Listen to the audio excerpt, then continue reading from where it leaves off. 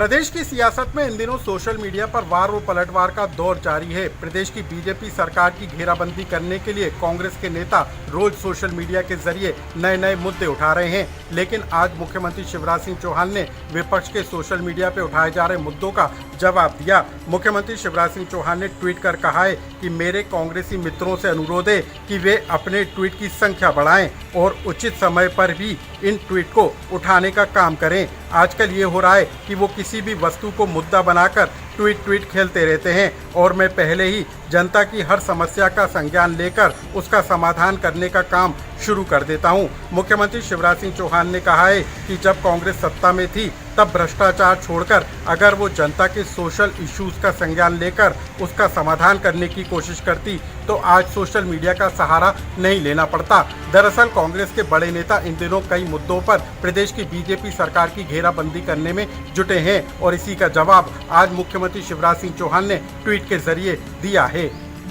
उपचुनाव से पहले ग्वालियर चंबल अंचल में बीजेपी को अपने बड़े नेताओं से भीतरघात और पाला बदलने का खौफ सता रहा है। यही वजह है कि बीजेपी ने अब ग्वालियर चंबल अंचल के सभी बड़े नेताओं को मनाने के लिए नरोत्तम मिश्रा को जिम्मेदारी दी है। ज्योतिरादित्य सिंधिया के बीजेपी में आने के बाद से ग्वालियर चंबल अंचल में बीजेपी के बड़े नेताओं को हाशिए पर चले जाने का डर सता रहा है। यही वजह है कि ग्वालियर चंबल अंचल में उपचुनाव से पहले बीजेपी के अंदर खाने में सबसे ज्यादा बवाल मचा हुआ है। सिंधिया खेमे के प्रद्युम्न सिंह तोमर, इमरती देवी, मुन्ना लाल गोयल उपचुनाव में ग्वालियर, डबरा और ग्वालियर पूर्व विधानसभा सीट से बीजेपी के उम्मीदवार होंगे। जयभान सिंह पवैया, कप्तान सिंह और सतीश सिकरवार बीजेपी उम्मीदवार के तौर पर इन्हीं तीनों से 2018 में हारे थे। ऐसे में सिंधिया समर्थक उम्मीदवारों के लिए बीजेपी के इन बड़े नेताओं के द्वारा भीतरघात और पाला बदलने की आशंकाएं बढ़ गई है। शुक्रवार को बालेंदु शुक्ला ने बीजेपी छोड़ कांग्रेस का दामन थाम लिया तो बीजेपी की बेचैनी और बढ़ गई है। यही वजह है कि बीजेपी ने नरोत्तम मिश्रा को ग्वालियर चंबल अंचल के सभी बड़े बीजेपी के नेताओं को मनाने की जिम्मेदारी दी है, लेकिन बीजेपी किसी तरह की भीतरघात की आशंका से इनकार कर रही है। माना जा रहा है कि बीजेपी इन सभी बड़े नेताओं को निगम मंडल में बेहतर सम्मान देने का भरोसा देकर उपचुनाव में मदद करने का संदेश दे रही है, ताकि आने वाले समय में बगावत और भीतरघात को किसी तरह से रोका जा सके। मंदसौर में किसान आंदोलन की आज तीसरी बरसी थी। 6 जून 2017 को मंदसौर में एक बड़ा किसान आंदोलन हुआ था और उसमें पुलिस और किसान आमने सामने हो गए थे। पुलिस की गोली से 6 किसानों की मौत हो गई थी। कांग्रेस ने इसे बड़ा मुद्दा बनाया था और उसके बाद मध्य प्रदेश से शिवराज सिंह चौहान की सरकार चली गई और कांग्रेस की कमलनाथ सरकार आ गई। कांग्रेस ने वादा किया था कि उनकी सरकार आते ही वो किसानों को न्याय दिलाएंगे, लेकिन 3 साल बाद आज भी किसान न्याय मांग रहे हैं। पुलिस की गोली में मारे गए किसानों के परिजन आज भी चाहते हैं कि जिन पुलिसकर्मियों ने गोली चलाई थी और उनकी गोली से हमारे परिजन मारे गए थे, उनको न्याय आज दिन तक नहीं मिला है। ऐसे पुलिसकर्मियों पर आज दिन तक कार्रवाई नहीं हुई है। यहाँ तक कि कांग्रेस की सरकार जब आई तो कांग्रेस की सरकार के गृह मंत्री बाला बच्चन ने विधानसभा में बयान दिया कि उस समय जो गोली चलाई गई थी परिस्थिति जन्य, उस समय उस सरकार ने और प्रशासन ने सही कदम उठाया था।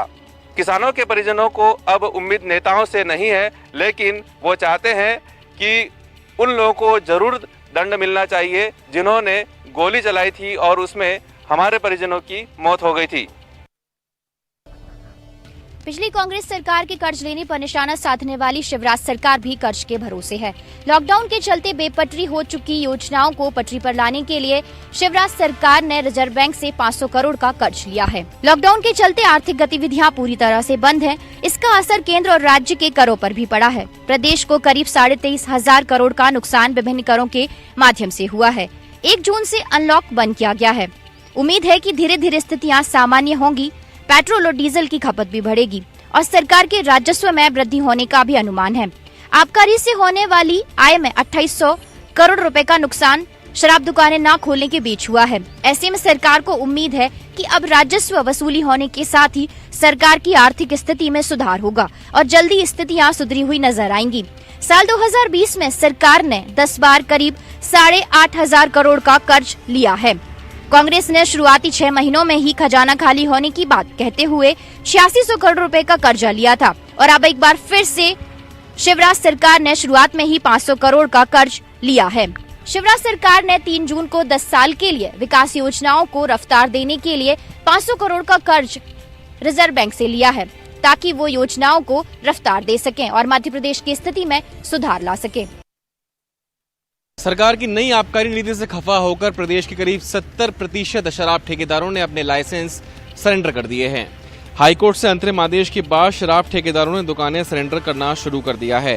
भोपाल, इंदौर, ग्वालियर, जबलपुर के ठेकेदारों ने शराब दुकानें सरकार को सौंप दी हैं। इसकी जानकारी उन्होंने आबकारी विभाग को भेजे शपथ पत्रों में दी है। हाईकोर्ट ने ठेकेदारों को स्थिति स्पष्ट करने के लिए 3 दिन का मौका दिया था, लेकिन जबलपुर, ग्वालियर, इंदौर, भोपाल, मंदसौर, नीमच, रतलाम, उज्जैन, देवास, छिंदवाड़ा, कटनी, रीवा आदि शहरों के ठेकेदारों ने शपथ पत्र सौंप दिए हैं। इन्हीं शहरों से करीब 67% राजस्व सरकार को आता था। 10,000 से अधिक करोड़ का शराब का ठेका हुआ था, जिसमें से करीब 7,200 करोड़ रुपए के टेंडर सरेंडर हो चुके हैं।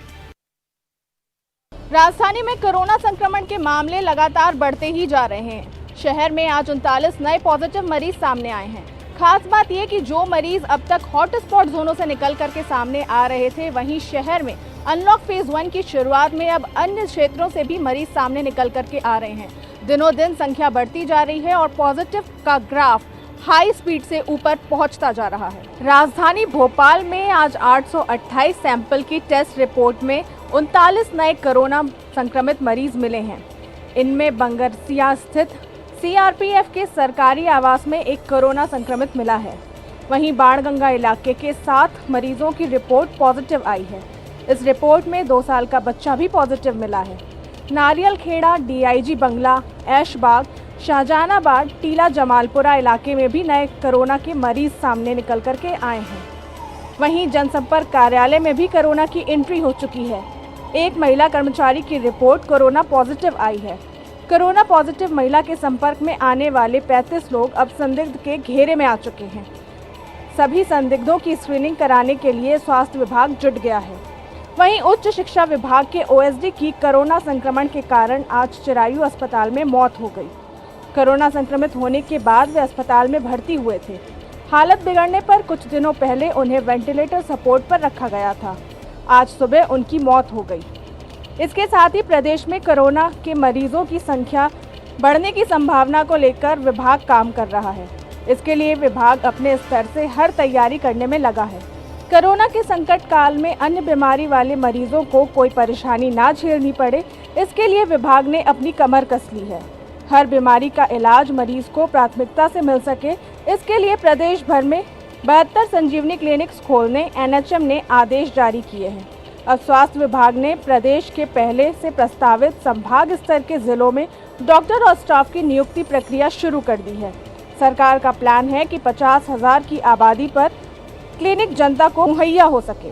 कोरोना संकट के बीच अब छोटे जिलों में भी संजीवनी क्लिनिक को शुरू करने का काम शुरू कर दिया गया है।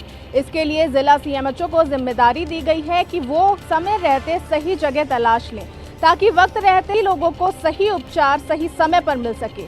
इसके लिए स्वास्थ्य विभाग ने कमर कस ली है और अब तैयारियां शुरू कर दी गई हैं।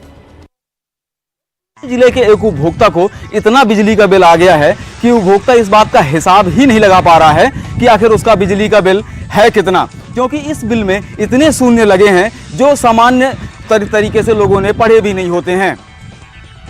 पूरा मामला सिंगरौली जिले के डिग्गी गांव का है, जहां के रहने वाले रिचकन राम तिवारी के घर पर एक हार्स पावर का मोटर पंप कनेक्शन है, जो इंदिरा ज्योति योजना के तहत लगाया गया है। इस योजना के तहत महज 700 रुपए बिजली का बिल उपभोक्ता को देना पड़ता है। रिचकन राम तिवारी लगातार अपने बिजली का बिल का भुगतान भी कर रहे थे, लेकिन अचानक से इस महीने में उन्हें 80,000 खरब रुपए का बिजली का बिल पहुंच गया है। इतना बिजली का बिल देख करके उपभोक्ता रिचकन राम तिवारी मानसिक तौर पर बेहद आहत हैं। एक बात तो पहले इस बात के लिए आहत भी हैं कि वो इस बिजली के बिल का हिसाब भी नहीं लगा पा रहे हैं कि आखिर बिजली का बिल है कितना। आसपास के ग्रामीणों की मदद से इसको उन्होंने जब पढ़ा तब उनके होश उड़ गए कि इतना बिजली का बिल आखिर उनके पास कैसे पहुंच गया। इस मामले में एमपीईबी के अधिकारी अभी तक लापरवाह बने हुए हैं। रिचकन राम तिवारी के इस बढ़े हुए बिजली के बिल के बारे में उन्हें जानकारी तक नहीं है। लेकिन ये बड़ा सवाल अभी भी बाकी है कि इतना बड़ा बिजली का बिल कैसे ऑफिस से जारी हो गया, वहाँ किस तरह से लिपिक की त्रुटि हुई और ये किस तरह से इनके घर तक भी बिजली का बिल पहुँच गया और बिजली विभाग के अधिकारियों को खबर तक नहीं लगी। इस बिजली के बिल की चर्चा अब पूरे सूबे में होनी शुरू हो गई है। कांग्रेस के लोग इसे जहां एक तरफ बिजली विभाग की लापरवाही बता रहे हैं, वहीं बीजेपी से जुड़े हुए नेता इसे अब सिर्फ लिप की त्रुटि मानकर मामले को रफा दफा करने के प्रयास में जुटे हुए हैं।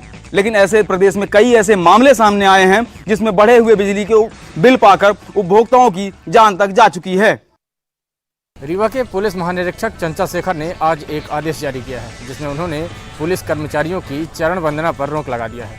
दरअसल पुलिस कर्मचारियों के द्वारा मेल जोल बढ़ाने को लेकर वरिष्ठ अधिकारियों की चरण वंदना की जाती थी या फिर प्रणाम किया जाता था, जिसको लेकर आज रीवा जोन के आईजी चंचल शेखर ने वर्दी की अनुकूलता को देखते हुए इस पर रोक लगा दी है। आईजी चंचल शेखर का कहना है कि पुलिस कर्मचारियों के द्वारा अभिवादन को लेकर जय हिंद या फिर गुड इवनिंग, गुड मॉर्निंग जैसे शब्दों का प्रयोग किया जाए।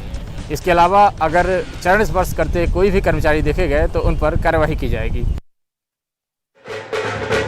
लॉकडाउन के चलते सेनाई पर ब्रेक लगा था, मगर अब ये बैंड बाजे और सेनाई आज यहाँ पर सुनने को मिल रहे हैं। यहाँ भारतीय जनता पार्टी की तरफ से बैंड बाजे पार्टी को यहाँ राहत सामग्री दी जा रही है, ताकि लॉकडाउन में इनका जो परिवार है जिस तरह से संकट से जूझ रहा है उन्हें किसी तरह की कोई परेशानी न आए। मगर प्रशासन अभी भी इन्हें बैंड और सेनाई बजाने की अनुमति नहीं दे पा रहा है। यहाँ पर अगर बात करें तो तकरीबन भोपाल में हजारों ऐसे परिवार हैं जो बैंड बाजा और इसके अलावा म्यूजिक का काम करते हैं, मगर उनका रोजगार काफी दिनों से बंद पड़ा है। अब ये लोग मांग कर रहे हैं कि प्रशासन इन्हें जल्दी अनुमति दे जिससे इनका रोजगार फिर से चल सके। ये तकरीबन प्रशासन की तरफ ही देख रहे हैं कि उन्हें कहीं ना कहीं राहत सामग्री या राहत उन्हें मिले या मुआवजा किसी तरह का मिले, क्योंकि ये जो तमाम जो लोग हैं इनका परिवार पिछले लॉकडाउन के चलते अभी तक प्रभावित हुआ है। हालांकि ये इन लोगों को आज राहत सामग्री देने का काम भारतीय जनता पार्टी की तरफ से किया गया है, मगर ये नाकाफी है, क्योंकि इससे इनका 1-2 महीने का ही राशन की व्यवस्था हो पाएगी। मगर इन्हें रोजगार की जरूरत है, जो अभी प्रशासन इन्हें अनुमति नहीं दे रहा है, जिससे इनकी शहनाई और बैंड बाजों का जो काम है पूरी तरह से ठप हो चुका है। देश के सबसे साफ शहर इंदौर में अब 2 की बजाय 3 लिटर बिन आपको देखने को मिलेंगे। पहले स्वच्छ भारत मिशन के तहत गीले कचरे के लिए और सूखे कचरे के लिए अलग अलग 2 ग्रीन और ब्लू कलर के लिटर बिन लगाए गए थे, लेकिन अब कोरोना महामारी के चलते तीसरा लिटर बिन भी लगा दिया गया है, जिसमें मास्क, ग्लव्स, हेयर कैप और पीपीई किट इसमें डाली जाएगी। तो एक तरह से कोरोना महामारी के बाद तीसरे रंग का, पीले रंग का ये यहाँ पर लिटर बिन लगाया गया है और पूरे शहर में इसी तरह के लिटर बिन लगाए गए हैं। तो अब ये जो लिटर बिन है 3 तरह के हो जाएंगे, क्योंकि अब जब बाजार खुलेंगे, लोगों की आवाजाही बढ़ेगी, तो जो ग्लव, जो मास्क होंगे, पीपीई किट होगी, तो उनको डालने के लिए ये पीले कलर का तीसरा लिटर बिन व्यावसायिक इलाकों और बाजारों में लगाए जाएंगे। इसके साथ ही जो व्यावसायिक प्रतिष्ठान हैं और घर हैं, वहाँ पर भी अब तीसरा डस्टबिन रखना पड़ेगा। हरे और नीले के अलावा पीले रंग का डस्टबिन भी रखना पड़ेगा, जिसमें लोग ग्लव्स और पीपीई किट डाल सकेंगे। इसी तरह के आप देख सकते हैं जो लिटर बिन है वो लगाए गए हैं। 3000 लिटर बिन हैं जो शहर में लगाए जाने हैं, और जो 1000 लिटर बिन है वो व्यावसायिक इलाकों और बाज़ारों में लगाए गए हैं। तो ऐसे ही लिटर बिन अब पूरे शहर में आपको नज़र आएंगे, क्योंकि इंदौर देश का सबसे साफ शहर है और जो ये मेडिकल वेस्ट है इसको अलग से इसका निपटान किया जाना है, इसलिए पीले कलर के लिटर बिन यहाँ पर लगाए गए हैं। और अब घरों और दुकानों में भी पीले कलर का डस्टबिन रखना होगा। 12 ज्योतिर्लिंगों में से एक उज्जैन का महाकालेश्वर मंदिर आगामी 8 जून से खुलने जा रहा है, और जो श्रद्धालु बाबा महाकाल के इस मंदिर के खुलने का इंतजार कर रहे थे, अब उनके लिए वो दिन आ गया है। लेकिन अब मंदिर में जो दर्शन है वो दर्शन व्यवस्था बिल्कुल बदली सी दिखाई देगी, क्योंकि महाकाल मंदिर समिति की आज जो बैठक हुई है उसमें ये तय कर लिया गया है कि जो आने वाले श्रद्धालु हैं वो प्री बुकिंग करा के ही आ पाएंगे और उनको 1 दिन पहले यह बुकिंग करानी पड़ेगी।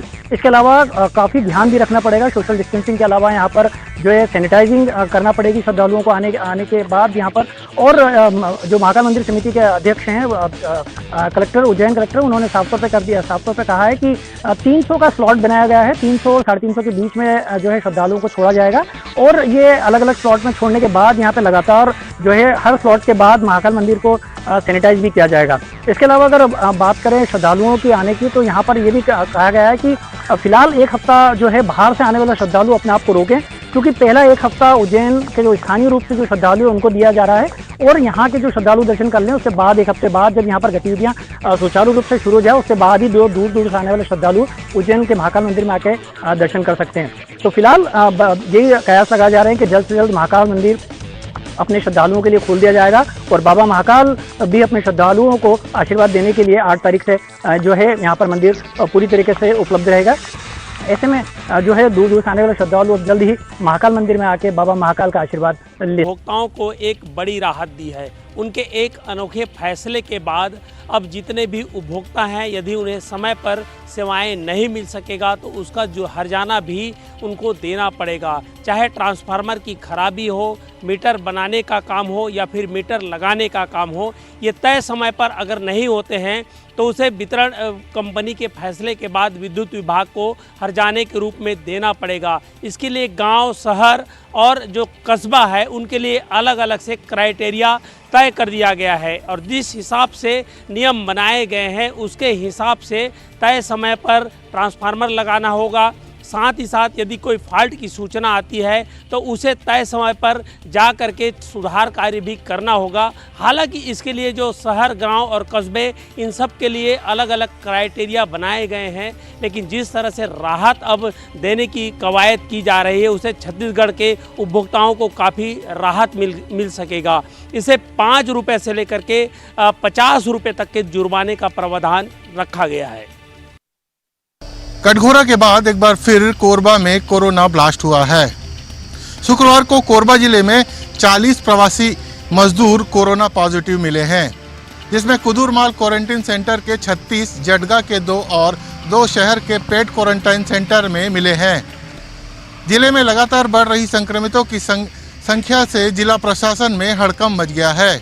2 वृद्ध को कोरोना संक्रमित होने पर रायपुर एम्स भेजा गया है। 38 संक्रमितों को कोरबा के कोविड अस्पताल में भर्ती कराया गया है। जिले में 34 संक्रमित अब तक ठीक होकर वापस घर लौट चुके हैं। जिले में 60 कोरोना एक्टिव मरीजों का उपचार चल रहा है।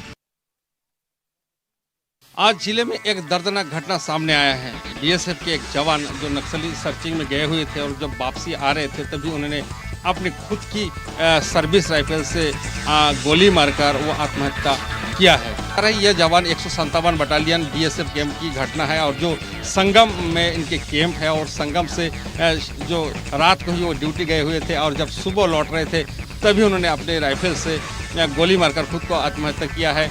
घटना के बाद उनकी जो शव है वो पखांजूर अस्पताल में लाया गया और पोस्टमार्टम के बाद उनके शव को गृह ग्राम के लिए भेज दिया गया। अब तक के इस घटना के पीछे क्या कारण है, पुलिस इसमें जांच में जुटी है। सबसे बड़ी बात यह है कि बस्तर अंचल में ऐसे तमाम सारी जो बटालियन है वो नक्सली मोर्चा में अपना नक्सलियों से लोहा ले रहे हैं। उसी के दौरान अगर कोई जवान इस प्रकार का आत्मघाती कदम उठाकर अपने आप को गोली मारकर आत्महत्या कर लेता है तो बहुत ही दर्दनाक घटना कहा जा सकता है। इस घटना के पीछे क्या कारण है अब तक की इस घटना का खुलासा नहीं हो पाया, लेकिन बस्तर अंचल में आए दिन इस तरह की घटना सामने आ रहा है कि जवान आत्महत्या कर रहे हैं। तो सरकार को इस पर ध्यान देना जरूरी है, क्योंकि जो जवान है इसका क्या परेशानी है, क्या तनाव है, इस तनाव को क्या कारण है जो जवान इस प्रकार की आत्मघाती कदम उठाते हैं और अपनी प्राण को त्याग कर देते हैं। जीवानंद हलदार, न्यूज 18 छत्तीसगढ़, कांकेर। और चलिए अब आपको दिखाते हैं ग्वालियर की 10 बड़ी खबरें। कांग्रेस ग्वालियर चंबल अंचल के बड़े बीजेपी नेताओं पर नजरें गड़ाए हुए है। ब्राह्मण नेता बालेंदु शुक्ला को अपने पाले में लाने के बाद कांग्रेस अब बीजेपी के सतीश सिकरवार, अनूप मिश्रा, नारायण सिंह कुशवाहा और जयभान सिंह पवैया से लगातार संपर्क कर रही है। ग्वालियर चंबल में डैमेज कंट्रोल का जिम्मा नरोत्तम मिश्रा को सौंपा गया है। नरोत्तम मिश्रा रविवार को ग्वालियर आएंगे। खुद को अविवाहित बताकर शादी करने वाली महिला रंजना के खिलाफ थाटीपुर पुलिस ने एफआईआर दर्ज कर ली है। तलाकशुदा रंजना ने इंजीनियर युवक पंकज राणा से शादी रचाई थी।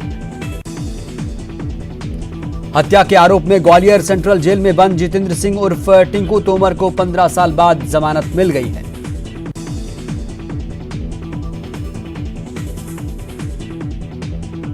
डबरा विधानसभा उपचुनाव के लिए बीजेपी की संभावित प्रत्याशी इमरती देवी लगातार संपर्क में जुटी हुई हैं। डबरा शहर में तेज रफ्तार वाहन ने स्कूटी सवार एक बुजुर्ग की जान ले ली। डबरा शहर में पेट्रोल पंप तिराहे के पास एक बुजुर्ग स्कूटी से जा रही थी। उसी दौरान पीछे से आए एक तेज रफ्तार ट्रक ने स्कूटी को टक्कर मारी। ग्वालियर में आगजनी की घटनाएं थमने का नाम नहीं ले रही हैं। शनिवार की सुबह झांसी रोड तिराहा स्थित कार मैकेनिकल शोरूम में आग लग गई। भितरवार थाना इलाके में मिले नरकंकाल की पहचान पुलिस ने कर ली है। पुलिस के मुताबिक नरकंकाल नया गांव निवासी खुमान सिंह कुशवाहा का निकला। ग्वालियर जीवाजी विश्वविद्यालय ने यूजी पीजी अंतिम सेमेस्टर की परीक्षा 8 जुलाई से कराने की योजना बनाई है। भितरवार में संविदा स्वास्थ्य कर्मचारियों ने अपनी मांगों को लेकर विरोध प्रदर्शन किया। संविदा स्वास्थ्य कर्मचारियों ने नियमितीकरण और वेतन संबंधी मांगों को लेकर प्रदर्शन किया।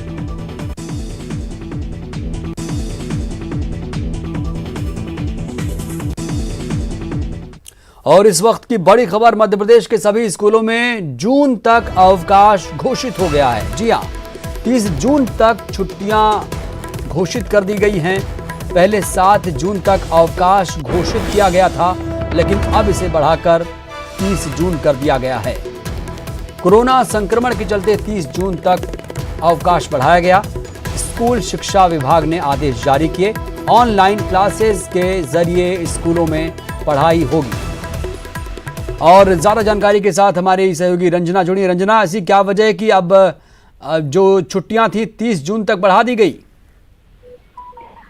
जी कमरुद्दीन, बिल्कुल स्कूलों में पहले अवकाश 7 जून तक घोषित किए गए थे, लेकिन अब इन अवकाश को बढ़ाकर 30 जून तक कर दिया गया है। और जिस तरह से भोपाल में, पूरे मध्य प्रदेश में कोरोना के पॉजिटिव केस बढ़ रहे हैं, उसके चलते स्कूल शिक्षा विभाग ने ये निर्णय लिया है। और अब स्कूल 30 जून के बाद खोले जाएंगे। स्कूलों में शिक्षक तो पहुंच सकते हैं, लेकिन बच्चे कब तक पहुंचेंगे, जुलाई में स्कूल ओपन होते हैं यानी, इस पर एक बार फिर से विचार किया जाएगा। लेकिन अभी जिस तरह से कोर्सेज पूरा करने के लिए ऑनलाइन क्लासेस लगाई जा रही हैं, उसी के जरिए अभी भी कोर्स पूरा करने के निर्देश भी जारी किए गए हैं कि यथावत ऑनलाइन क्लासेस रहेंगी, लेकिन अवकाश अब 7 जून से बढ़ाकर 30 जून तक कर दिया गया। तो ऑनलाइन क्लासेस पर जोर रहेगा। बहुत बहुत शुक्रिया रंजना आपका तमाम जानकारी देने के लिए। बुलेटिन में इतना ही। नमस्कार।